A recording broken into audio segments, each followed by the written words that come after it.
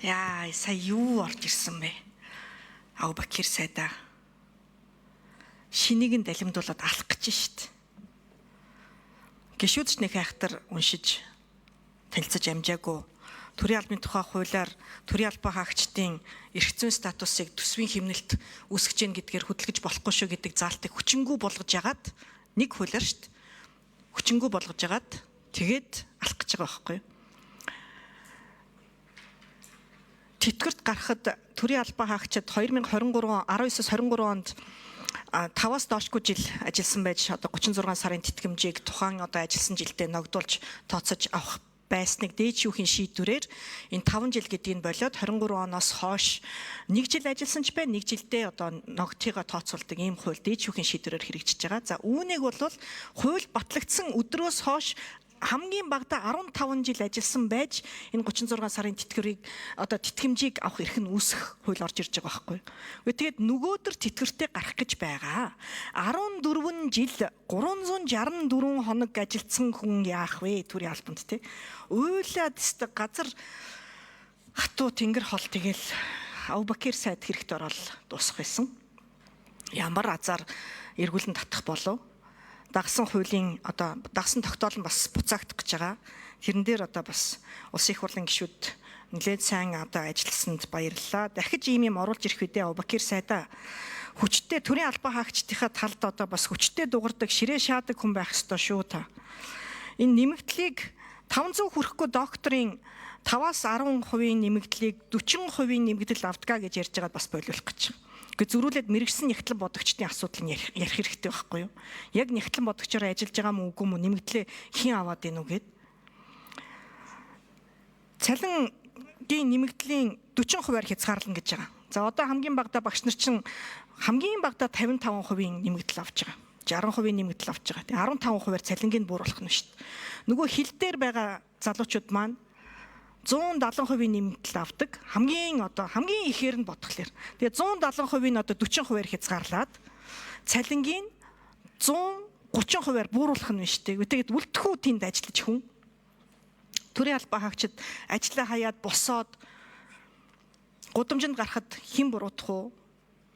Тэгээ хувийн хвшлийн дундаж цалингаас төрийн албаны дундаж цалин илүү байна гэдэг байгаа байхгүй. Гэхдээ хуулиар 5% зөрүүтэй байж болдгийг.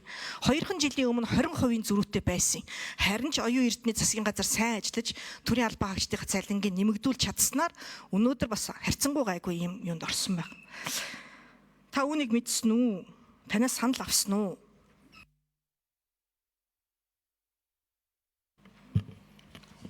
Абубакир сайд хариулна. Төрийн албаны хууль тогтоомж дан ганц бас манай яамны асуудал биш л дээ. Засгийн газрын хэрэглэх газар төрийн албаны зөвлөлийн эрхлэх хүрээний л бас асуудал.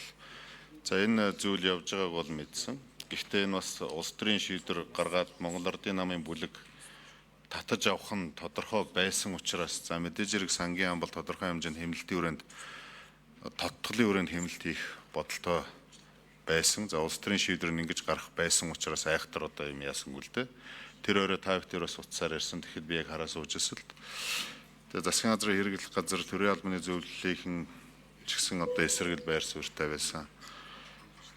Манайх одоо төрийн албаны тухай хуулийг ганцаар санаачлах бас ирэх байхгүй та сайн мэдж байгаа. Гэхдээ энэ зөв шийдвэр болсон. Яг энэ хавтгааруулан одоо эрх зүйн байдлын дордуулах шийдвэрийг бол улсын хурл бол ямар ч нөхцөлд гаргахгүй л байсан л да. Гэхдээ Ариун зай сайд гишүүнд бас баярлалаа. Энэ салбарт үргэлж санаа зовж явдаг.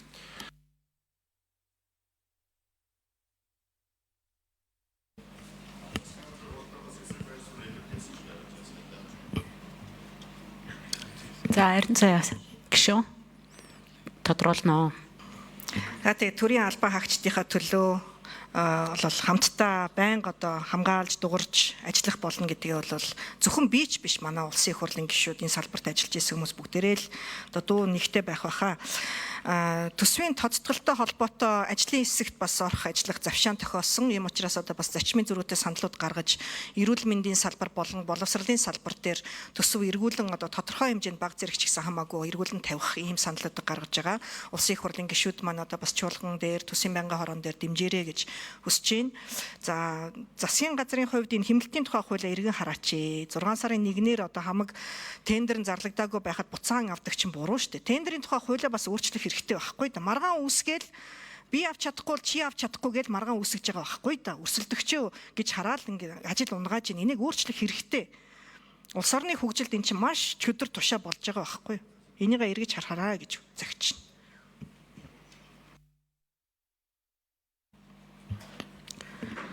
За Эрдэнэт гүшүүн асуултаа асууж өгөө илүү.